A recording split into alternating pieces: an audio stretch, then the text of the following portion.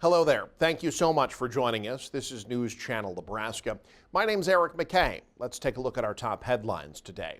The International Monetary Fund and World Bank Group are meeting in Washington this week. This after their newly released World Economic Outlook says President Donald Trump's tariffs are slowing down the U.S. and global economies. On the heels of that report, Trump is showing signs he might ease up on some of his positions. Amy Kiley has more. The president and the administration are setting the stage for a deal with China. President Donald Trump is softening two of his most contentious economic positions, but a new report shows it might be too little too late. He says the tariff on many Chinese imports eventually won't be, quote, anywhere near the current level. It's 145% after his repeated hikes. I'm not going to say, I'm going to play hardball with China. I'm going to play hardball with you, President Xi. No. We're going to be very nice. Trump also appears to be walking back his social media post that says the Federal Reserve Chair's termination can't come fast enough. I have no intention of firing him. I would like to see him be a little more active in terms of his idea to lower interest rates. The change of tone follows yesterday's grim report from the International Monetary Fund. It forecasts a global economic slowdown of 0.5% year over year. It predicts an even bigger hit to the U.S. economy. The IMF says it revised its forecast due to Trump's trade announcements on April 2nd. They include a 10% universal tariff, reciprocal duties that are on hold for 90 days, and hikes on Chinese imports. Everybody is saying that the U.S. economy is in trouble, but the administration continues to say it's just a bit of transient or few transient problems. It's more than that, and the evidence is there. I'm Amy Kiley reporting. When the next severe weather event happens, don't get caught in the dark. Power your kitchen, HVAC, and communication systems with a Jackery solar-capable generator. Just click on our YouTube affiliate shopping tab, and you're on your way. Meanwhile, closer to home, residents may soon see movement at a long-proposed rare earth mine in southeast Nebraska. NioCorp says they're going to begin a 12-week drilling campaign near the town of Elk Creek this month. Company officials say they're going to be looking for niobium reserves they believe are in the soil in rural Johnson County. The campaign's designed to secure the financing for their plan to convert that area into a mine that would harvest niobium and scandium, rare earth metals used in the manufacturing of superconductors, MRI magnets, and aluminum alloys. The mine's potential in Nebraska has been discussed for years, but has come into greater focus of late due to China's dominance in rare earth mining. Nebraska Congressman and former Air Force Brigadier General Don Bacon calling for Secretary of Defense Pete Hegseth to be fired after a second report of Hegseth sharing military attack details over signal chats, this time with family members. If you're talking about when you're launching aircraft to attack Yemen, and you do that 2 hours before the missions, that is classified. That's operational details that you want to protect. And it was just wrong to put that on an unclassified application and to send it to people who are not cleared or in the need to know. We would fire a second lieutenant for doing this. And so as a military guy, and this is not a Republican view or a Democrat view, I think it's an American view, that we protect our security, we protect our servicemen and women, because those details, if they would have got out early to the Houthis, could have endangered our airmen.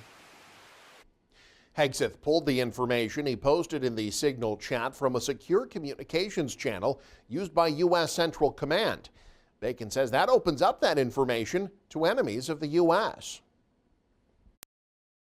I guarantee you Russia and China are all over the Secretary of Defense's cell phone, and they got hundreds of people focused on his phone and what he's putting on that, because he is like the top priority target for their signals collection. So what I want to see from the secretary is to just be honest, admit you did wrong, take responsibility, and apologize. Hegseth has not directly acknowledged that he set up the second chat. Instead, the secretary blamed the disclosure of the second Signal chat on leaks from disgruntled former staff. In the unicameral, a Nebraska bill that would bar transgender students from bathrooms, locker rooms, and sports teams. The that correspond with their gender identity is advanced, but with a caveat. The measure from Omaha Senator Kathleen Kauth got the 33 votes Tuesday it needed to end a filibuster and later advance from the first 3 rounds of debate. But Senator Merv Riepe of Bellevue joined his fellow Republicans to advance the bill only after getting assurance that the bill will be pared down to remove the ban on bathroom and locker room use. That would leave only the ban on sports participation. Riepe said that if his amendment fails, he'll kill the bill in the second round of debate. Meanwhile, the lab-grown meat ban, another step closer to becoming law in Nebraska.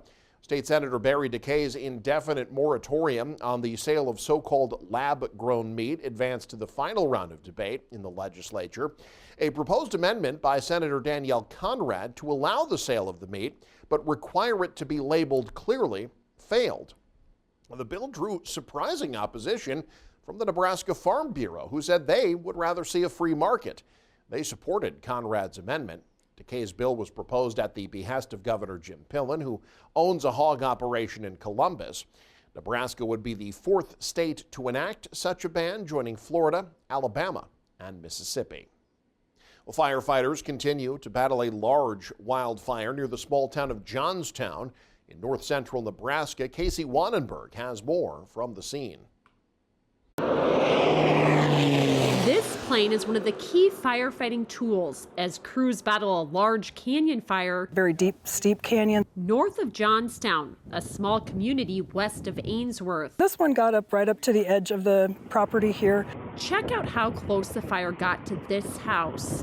Fire crews were first called around 3:15 Monday afternoon when a prescribed burn by Nebraska Game and Parks broke containment. Winds were a huge problem yesterday. That was the biggest thing.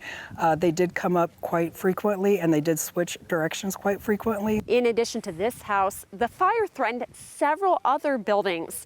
Authorities say with the switching wind yesterday, they're thankful that they not only saved homes, but also that no one was injured. We were very lucky that we didn't have anybody get hurt or trapped in the flames yesterday because of that. It is very serious situation when the flames change directions like that.